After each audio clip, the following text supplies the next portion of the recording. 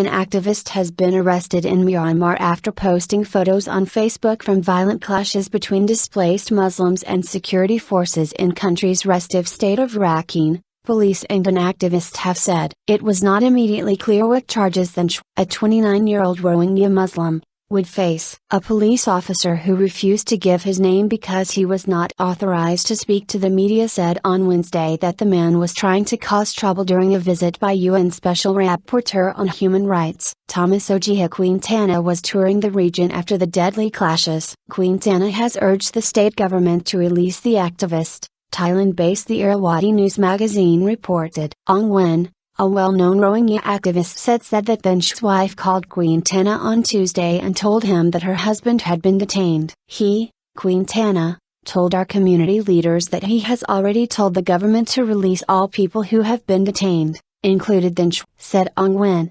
According to the Thailand-based newsmagazine, at least one person was killed and around 10 injured after the clash in a camp for dispossessed Rohingya Muslims last Friday, in the latest violence in Rakhine State. The United Nations Refugee Agency UNHCR said. Police torture. The most recent unrest occurred after the body of a fisherman was found in a creek near Ontagi camp, said Rakhine State spokesman Win Myint, who called it a drowning. But rumors quickly spread that the man had been beaten to death by police. He was bleeding from both ears. It looked like he had been smashed in the face by a rifle, but all his teeth were gone, said Aung Win, who saw the body before burial. This wasn't a drowning, he was pretty clearly beaten and tortured. A dispute over the death and custody of the body sparked several riots, which were broken up by police who fired first into the air and then into the crowd, Win Myint said. Than Shwe, who works for an organization that delivers food and supplies to camps for Rohingya Muslims,